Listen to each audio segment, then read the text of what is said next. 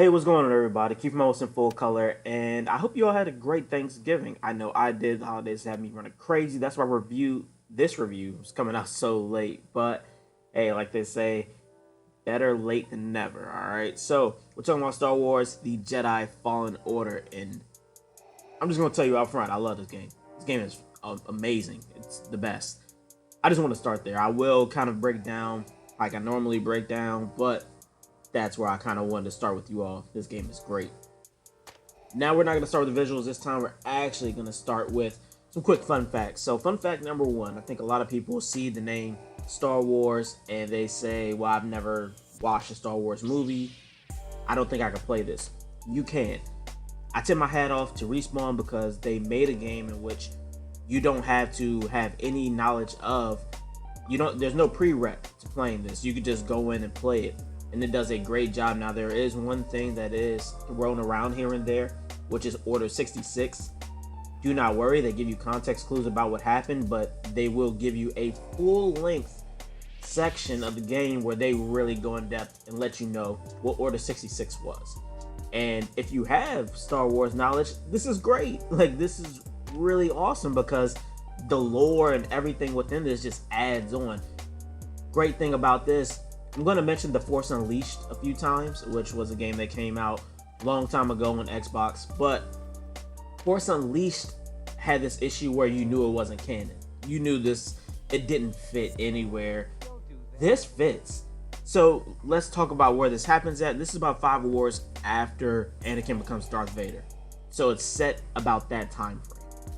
All right, and that's way before this Mandalorian stuff and all this. So this is in a good pocket. It's in a good pocket, and it doesn't do anything that's not Star Wars. I'll get into that in a little bit later. But now that we're here, let's go ahead and talk about the visuals. The visuals look really good. There were a few issues I had. Now, I think that's because I have the original PS4, and it's kind of coming down to games pushing it really hard. My PlayStation sounds like it's dying on the inside from time to time. But this game did push it really hard, and there were moments I noticed some animations weren't very, very well executed. So I'm uncertain if that's a my hardware thing or the game hiccuping thing. I know some people said that they've had some issues with animations and whatnot. So there was that issue, but outside of that, the game looks really good through and through. So right now I want to get into sound. Now there's a dual-edged sword when it comes to Star Wars.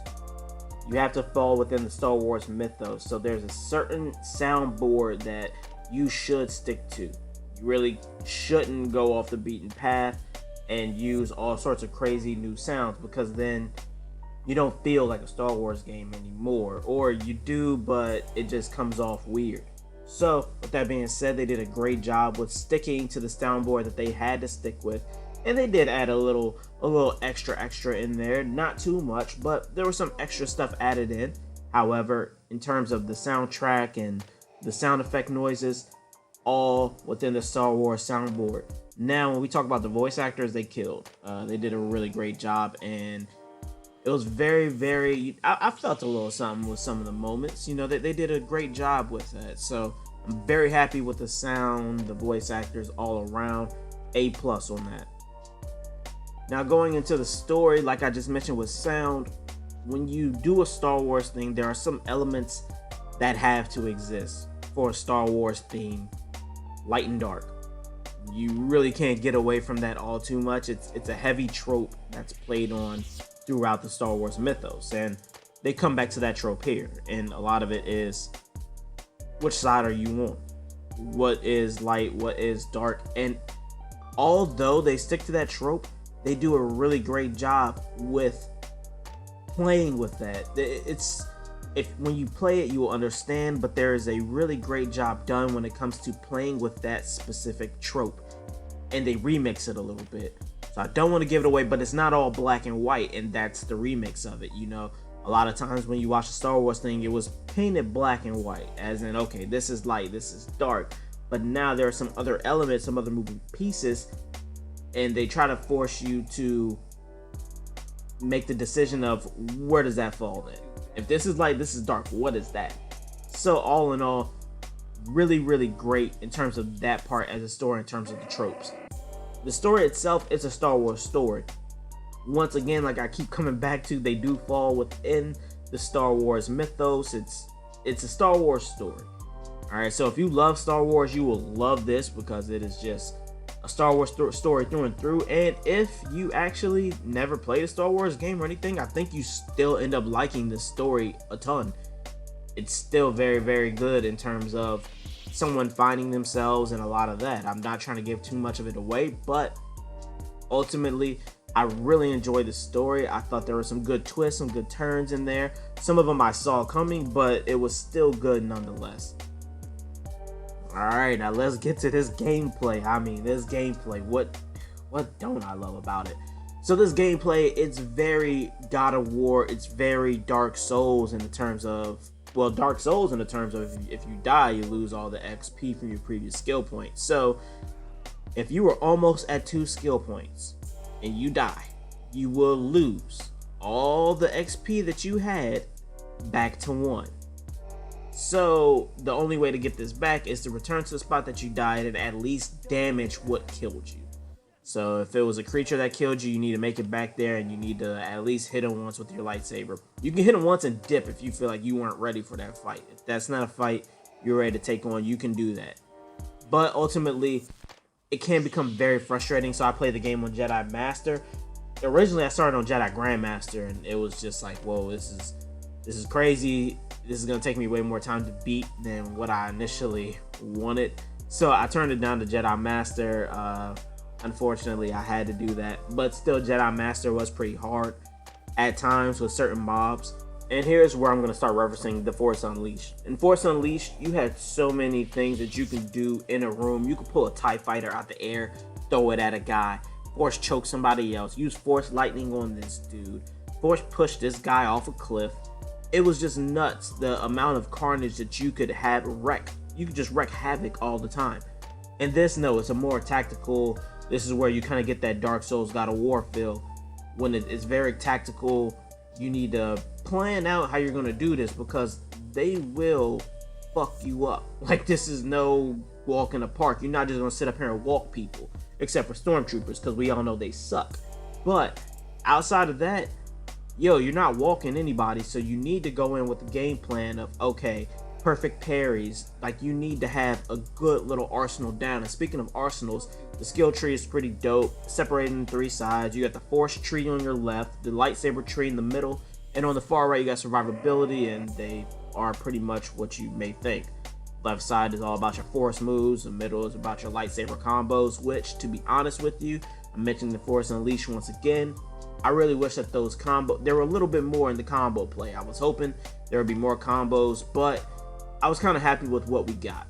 And on the far right, you got survivability, so that's all about your stems. Stems are these little canisters you can use to recover health. They're all about your health, blocking, stuff like that. So all in all, the skill tree is very reflective of that, and there was nothing in that skill tree that made you like super OP, with the exception of maybe Howling Push.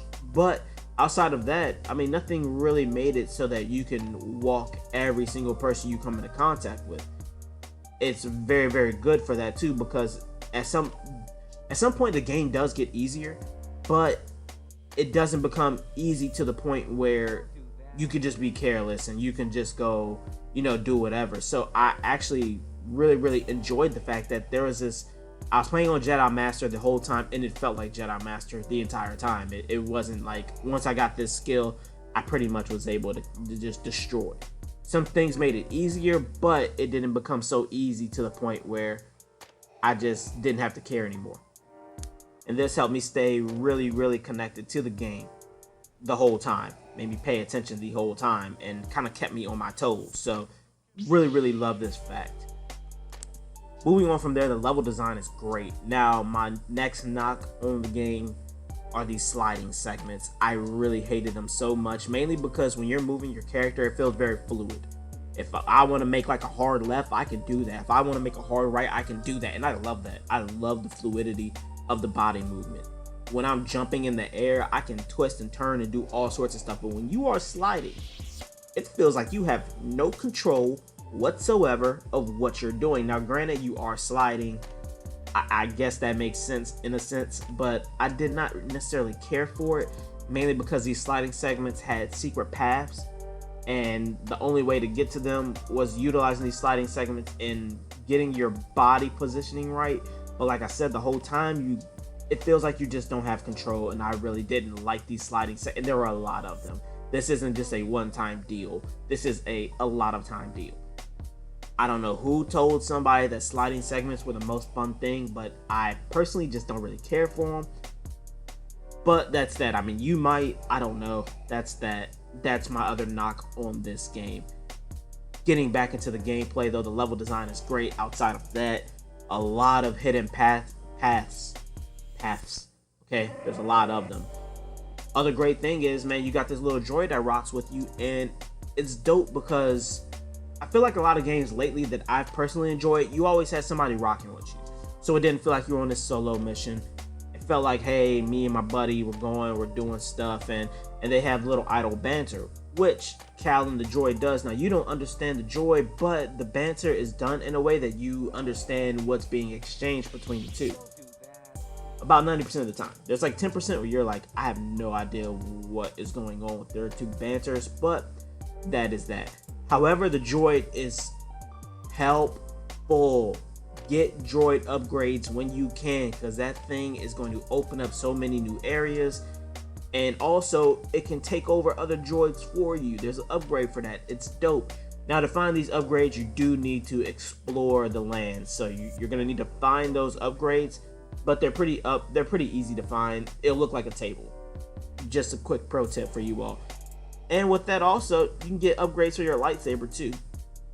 Now, I really want to spoil something, but I'm not. But I got this shit. I call it Tia and Tamara, and oh my god, like, it's the best thing ever. Get Tia and Tamara, like, and you will know exactly what I mean when you get Tia and Tamara, because that's what I call it. But all in all, you can get upgrades for your lightsaber, and you can do a lot of customization. So a lot of these treasure chests and stuff that you find have customizable things for your lightsaber. Now, it's pretty dope in a sense, and I know that a lot of people had some issues, and I actually want to take some time just to talk about some of the issues that people had, which was you can't pick any color that you want. So I actually want to briefly just talk about the colors in the Star Wars mythos and why I think this actually is like a really dope thing. So to start off, you can only pick blue or green, right? Now, these are the two most common lightsaber crystals in all of Star Wars. Blue, green, common. Purple is the most rare. This is because purple wasn't even supposed to be in Star Wars. When Samuel L. Jackson got the role of Mace Windu, he asked for a purple lightsaber, and as him being top 3 Jedi dead or alive at that time, yeah, like, you can ask for whatever you want. Yellow is for the Jedi Temple Guard, so you wouldn't get a yellow lightsaber unless you're guarding the Jedi Temple, right? Red is, we know, synonymous with the Sith. You don't get a red lightsaber, not on you. Black, there's only one black lightsaber in all the Star Wars mythos, and that is held by the Chief of the Mandalorians. It's the symbol that you are the Chief of the Mandalorians. Therefore, like, it'd be weird to have all these black lightsabers running amok. There is a white lightsaber, and there's only one of those, and that's because a woman ended up purifying a red lightsaber and it turned white. I really don't know the logistics behind purifying red into white, but that's how it happened. So there's only one black and one white one out there, which is why I know a lot of people really want it. And like I kept mentioning over and over and over, they just follow the Star Wars mythos through and through. It was a dual-edged sword, but one I feel like a lot of Star Wars heads are going to appreciate. If you don't play Star Wars all that much, then you may not appreciate being able to pick your own color for your lightsaber.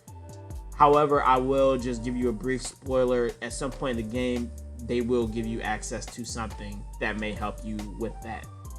But all in all, the customization of your lightsaber itself is just really, really fun. I've experimented with so many different looks and styles, and I finally found the one that I personally liked.